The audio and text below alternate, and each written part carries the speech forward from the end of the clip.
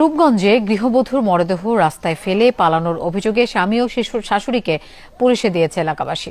শনিবার রাতে তারাবো পৌরসভার কাজীপাড়া গ্রামে এই ঘটনা ঘটে। পুলিশ জানায়, অনলাইন জুয়া খেলতে বাধা দেয় গৃহবধূ লামিয়াকে মারধর করে স্বামী শাওন। তাকে হাসপাতালে নেওয়া হলে চিকিৎসক মৃত ঘোষণা করেন।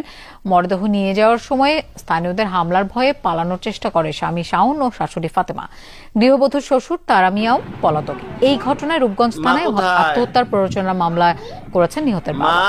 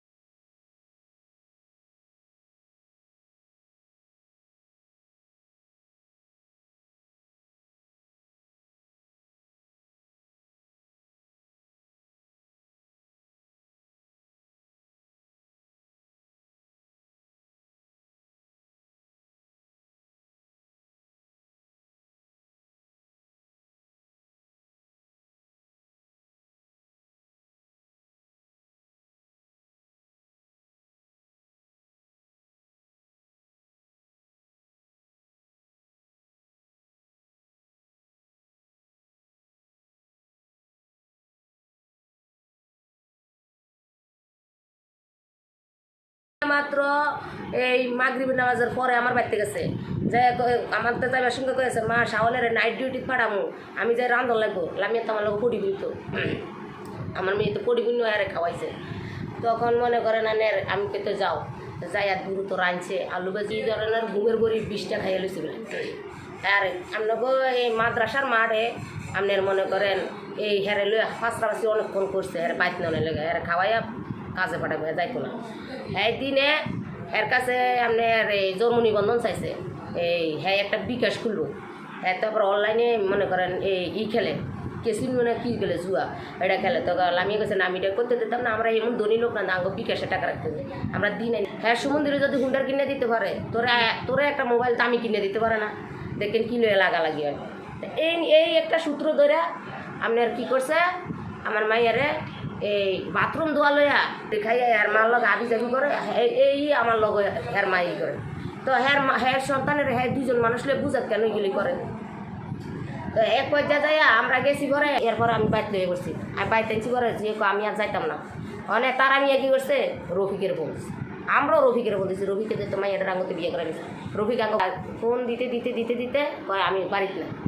এরপরে আমরা বাইরে গেছি করে শাহনাজে করতেছে, যদি তারা মিয়ার বাড়ির বিচার করতে যাস তো আমি তোর বাদ খাইতাম না। তো রফিক তো বউ দিয়ে চলে ওই, তো রফিক আঙ্গার বিচার আইনে রফিকে কী করছে, ফোন দিয়া তারা মিয়ারে পাঠাইছে আর আমার ফোন দিয়ে করতেছে এইবারকার মতো দেন দিলে আমি এইবারকার মতো আমার চাচা যান বিষয় আনতেছে, আর কিছু হইতো না।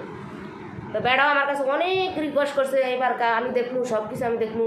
আমি তো আপনারও তো 1 বছর পর্যন্ত আনের বউ খারাপ রাখছে, আপনি ভিন্নে খান আনের বউ এক পাতিলে রান্ধেন, আনে আর পাতিলে রান্ধেন, আপনি কী বিচার করবেন বউর? আপনি তো আনের বউর তো আনের কথা শোনে না, কয় না শুনবো এবার দাও। তো আমার তো মেয়েটা রফিকের ফোন দিছে পরে আর তারা মিয়া মেয়েটা নিল। তো আমার মেয়েটারে কেন লাশ করে পাঠাইল? এমন আমার কি অপরাধ ছিল যে আমার মেয়েটার একটা হাত ভেঙে দিত, একটা পা ভেঙে দিত, আমি পা ভাঙাল হাত ভাঙাল আমার মাইয়া খাওয়াইতাম, আমি আমার মায়ের একটু চান ভিক্ষে যাইতাম। কেন আমার মায়ের এমন করলো? মারলো কেন? আমার মায়ের কি কেমন করলো? ওই যে করলে ভাই বিকাশ করতো আর একটা জন্ম নিবন্ধনের কাগজ দিত, তো আমার মায়ের এটা দেয় নেই, এটা লয়ে আবার গোড়া খাইছে। এই ঘুমের এক ধরনের বড়ি আছে বলে, এটি খাইলে হ্যাঁ বলে কি ফিনিক বাড়ে। শাশুড়ি কি আগে অত্যাচার করতো? অনেক, আজকে 4 বছর ধরে বইতে বলে না, একবার খাট খুলে খানির মাঝে কারা করা রেখেছে। আমরা কেউ কাছে শুনে না, হেরা ভাই বিচার আচার পছন্দ করে না, এরা বংশবান্ধি কোনোদিন বিচার আচার বা কোর্ট কাছারি আইন আদালতে এরা কোনোদিনই গেলে যায়নি। এরা বংশধর মানে জানেনি তো। এবারে জালে ওই যে শ্বশুরে জ্বালায়নি কোনো, না শ্বশুরে জ্বালায়নি, জাল 2টা আর শাশুড়ি ওই জালে করে লোক দেয়ছে। আমার ব্যাংক ব্যালেন্সের টাকা পয়সা আমি সব তো করে দিই। জানেন ওনারা খারাপ, তারপরে দিলেন কেন রোজার মধ্যে? ওই যে মাইয়ার মনে করেন আপনার অনেক চেষ্টা করছি যে আমি দিতাম না, তাহলে হ্যার রিক্স হয়ে হ্যার শ্বশুর 4 বার আইছে, 4 বার 5 বার আইছে, এবং কি আমরা এলাকার কিছু পোলা হয়তো লই আইছে, কিছু পোলা হয়তো লই রিক্স হয়ে নিচ্ছে। এই পোলা ভাই দিলে আমি চিনি না, আমি মুখ দেখলে চিনবো আবার, বুঝছেন? আর রফিক আবার 4-5 বার ফোন দিয়ে কইছে মামা এবার বকার মতো দাও। এর লেগে আমার আমার জিয়ে দেয় এবার শেষ যাওয়া যাইব, তারপরও আমার জিয়ে তো কাম করে ভাত খাওয়াইছে রে, আমার জিয়ে নলা ধরে খাওয়াই দিছে। হ্যাঁ, কোনো দিন আমার জিয়ে রে ভালোবাসার মূল্য দেয়নি। অথচ আমরা এখানে বিয়ে দিতাম না। আমি বিয়ের দিন আমি ফলাই আসছিলাম, আমার ঘর আমার মাইয়াতে নিচ্ছে, আমি উপস্থিত ছিলাম না, আমার বড় ছেলে উপস্থিত ছিল না, স্বামী উপস্থিত ছিল না। তো এই বেলে কে দিছে উপস্থিত করে? আমার শ্বশুরের আর আমার বাতিজি জামাইয়া এরা মিলা আমার শ্বশুরে কইছে দে মায়েরা মরে যাইতে। এটা ওই মেয়ের ছেলে? জি।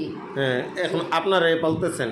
জি না, এই 60 দিনের দিনে দেয়, যেদিন মেডিকেলতে 60 দিন পরে ফেরত দেয় সেদিনতে ধরে আমি পালি। কিন্তু কোনো দিন ডেনা দূরে দেখে নেই। তারা মেয়ে যদি কোলে লয়, বেডি কয়ে এই বেটা তোর কোলে খাইতাম না, তারা মেয়ে চাই আদর করতো, কিন্তু এই বুড়ি আদর করতে দেয় না। এই বেডি বলে যে আমি যার লাগে দোয়া করছি, যে সন্তানের লাগে দোয়া করছি, এই সন্তানের ঘরে হয় নাই। আপনাদের কি আসামি কি আরো আছে না জি। ওই দুইজনই আসামি? না না না, আমাদের আসামি 2 জন হবে কেন? আসামি 2 জন হইবে কেন? যারা গইছে নিছে তারা কি আসামি না? যে জাল দুটাতে আমার মেয়ের ঘরে মেয়ের এত অত্যাচার করছে, এতই করছে, জালেরই তো কাজাটা লাগাইছে। শাশুড়ি সারাক্ষণ যদি বাইতে জালেরা কান কথা লাগায়, জালেরা চুলা খুলে নেগা, জালের ঘর দিয়ে তো বাথরুম দরজা গিলে তালা দেয়। তো সব আসামি গ্রেপ্তার হোক, আপনি সুষ্ঠু বিচার আমি চান? সুষ্ঠু বিচার চাই, এবং আমি তাদের ফাঁসিও চাই। আমার মেয়ের মৃত্যুর বদলে মৃত্যুই চাই। আমার কোনো আক্ষেপই আমার, যদি আমার মেয়ের এই জরিমানার চাইতেছে, আমাদের জরিমানা দিয়ে একটা করতো, আমরা তা চাই না। আমাদের মেয়ের মৃত্যুর বদলে আমরা মৃত্যু চাই।